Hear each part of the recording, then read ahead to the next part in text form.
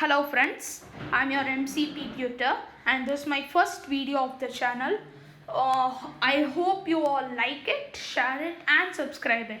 Today we are going to look out on a very fun and important topic of gravity in physics.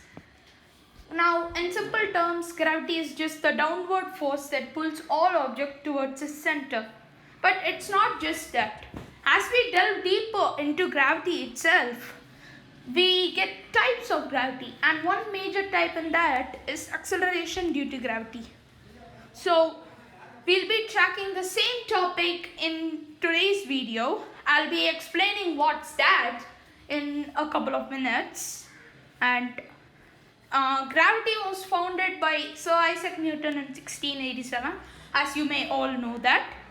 Today we'll look up on the derivation and the solution for an interesting topic or an interesting problem, that is finding the acceleration due to gravity on Saturn. I've taken Saturn as we all may know the acceleration due to gravity on Earth or the Moon.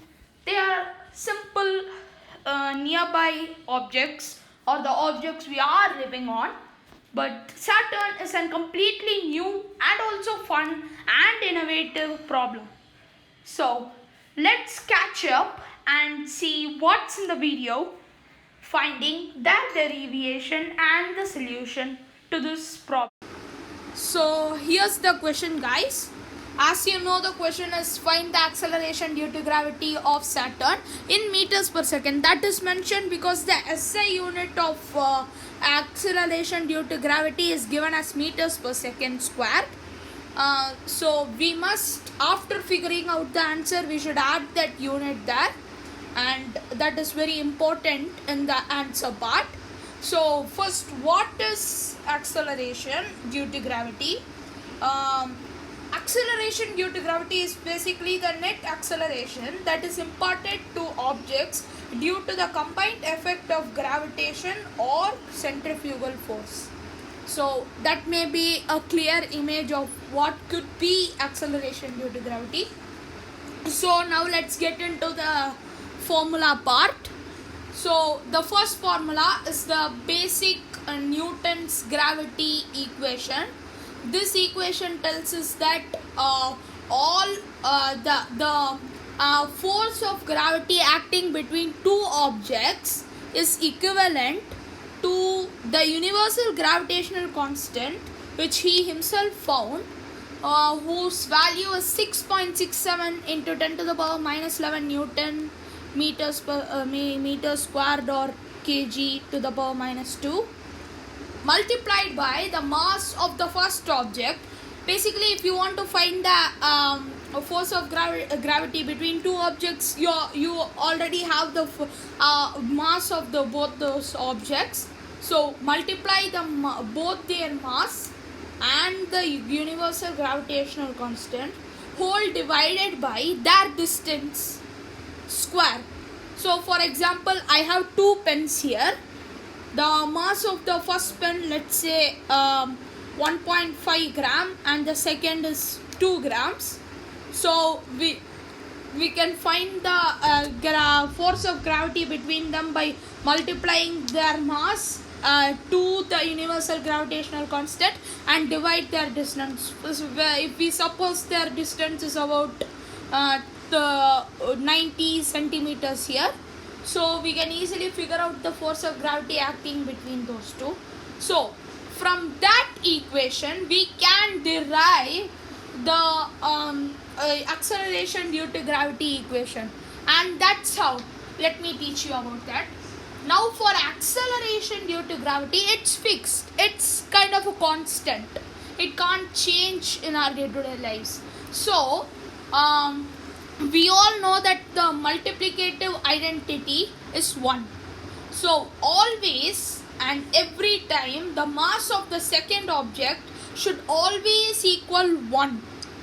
If it increases, then we will only be finding the force of gravity, not the acceleration due to gravity. So from this equation, from the force of gravity equation, we knock out the mass of the second object, because as 1 is the multiplicative identity, if we add it to our equation or not, the answer still remains the same as it is. So we just cancel out this, score out that, and then acceleration due to gravity always comes in one thing, as I have mentioned earlier, that there is no second thing.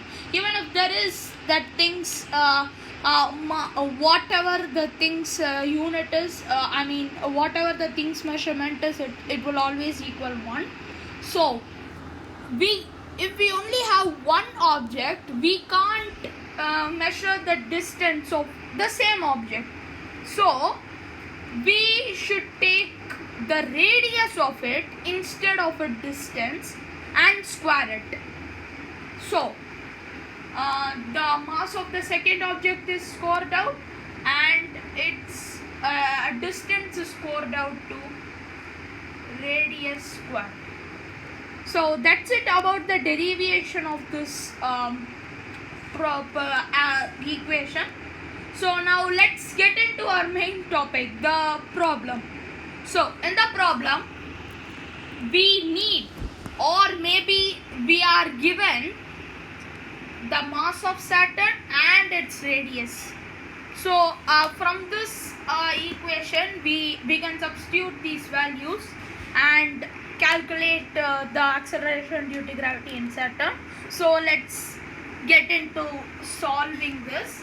So now I am just substituting all these values: 6.67 into 10 to the power minus 11 into 5.683 into 10 to the power 26 whole divided by, now 5.8232, you can directly square it, or you can keep it like that and square it finally. That's upon your choice. I'd always like to keep it aside till the last second. So 8.232 multiplied by 5.8232 multiplied by, now according to the law of exponents, when a number is squared, when the exponent is squared, we should just add it those many times, or we can just multiply 7 into 2, that is equivalent to 10 to the power 14. Now I'm going to separate these numericals from their exponential parts. How do I do that? Now there comes your answer. I am changing the pen so that it's much highlighted. So 6.67, first write all the numerical parts as it is into 5.683. Draw the line a little more bigger so that we can write the exponent part in the end, and again the same with the denominator. Just write the two numbers and then leave the exponent completely here. Now multiplied by 10 to the power, we should figure out the exponent, what it is. So basically when we multiply two exponential values, the 10 remains the same, but the two numbers which we are multiplying get added to each other. So in this case, minus 11 plus 26 equals the exponential part. So minus 11 plus 26 is the same as 26 minus 11, right? So we have written just 26 minus 11, and also the denominator, when it comes to the numerator, it ultimately becomes minus. So minus 14. Now we can add these first and then subtract it from 26, or subtract it just like that. We get the same answer. But never try to rearrange these values. If you rearrange it, it's a complete blunder. So we are left with the exponential part as 6.67 into 5.683 divided by 5.8232 into 5.8232. So now into 10 to the power 26 minus 11 minus 14 is 1. So 10 to the power 1 is the same as 10. That is the first law of exponents.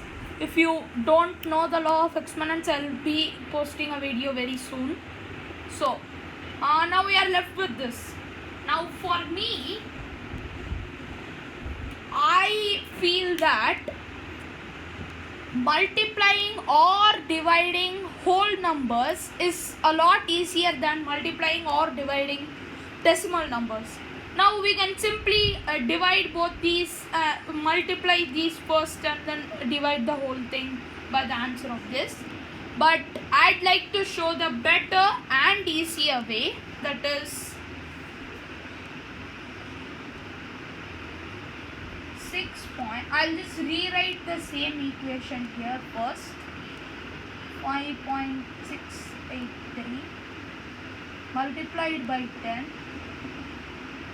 Just leave a little more space here. Draw the line a little bigger. 5.8232 multiplied by 5.8232. Now, if we need to convert all these values, so for example, we will take 6.67. To convert this to a whole number, we need to multiply it by 100. 2 places after 6.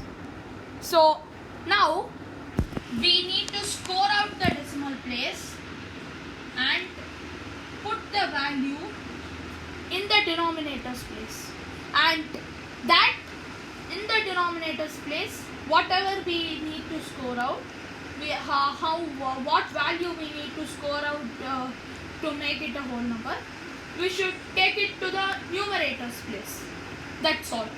So here again we need 1000 values to make this a whole number again, and from this part we need 10,000 values.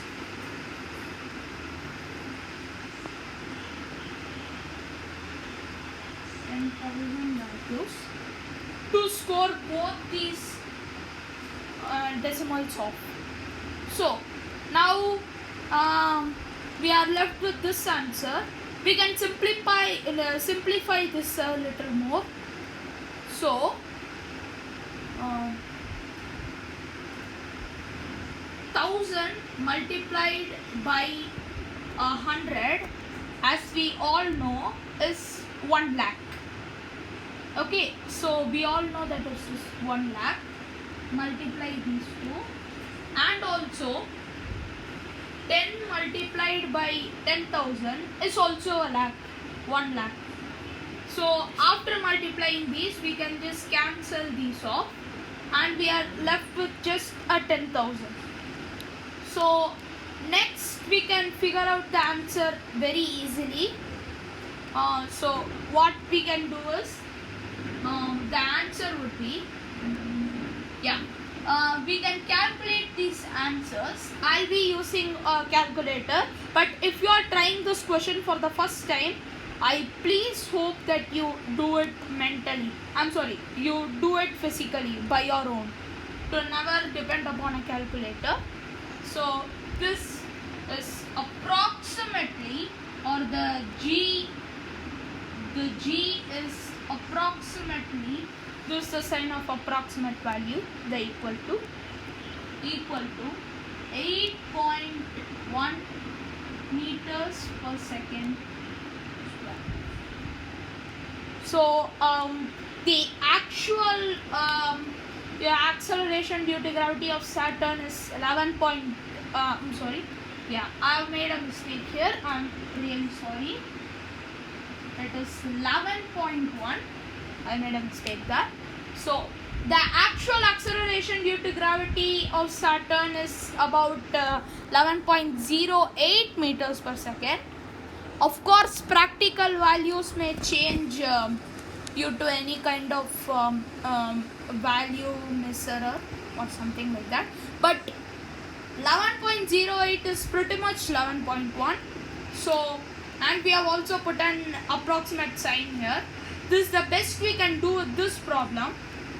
So, we can tell that the final answer, or the acceleration due to gravity of Saturn, is approximately equivalent to 11.1. So that's it for today's video. The next video we are dealing with would be upon escape velocity. So please don't miss that video. Stay tuned for the next video, and for that you need to like, share and subscribe this video as well as my channel. So that is the end of today's video. Hope you liked it. Thank you.